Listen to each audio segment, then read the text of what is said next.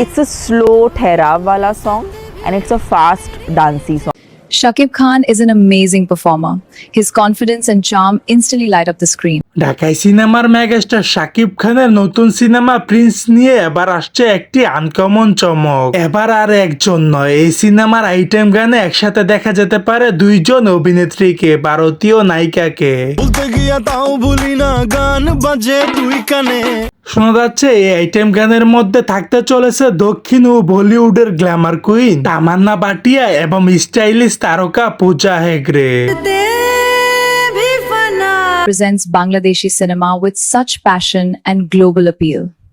ஒரு ஆர்டிஸ்டா ஒரு ஸ்டாரா ஒரு சூப்பர் ஸ்டாரா ஒரு ডেমিগডা ভাবুন তো, একই গানে দুই সুপারস্টার নায়িকার সাথে শাকিব খানের দুর্দান্ত পারফরমেন্স, তাহলে আইটেম গানটি কতটা জমজমাট হতে পারে।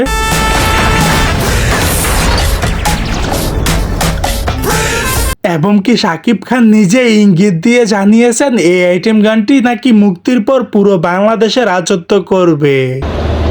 শুধু নাম্বার ওয়ান না, নাম্বার ওয়ানের উপরেও যদি কোনো অবস্থান থাকে।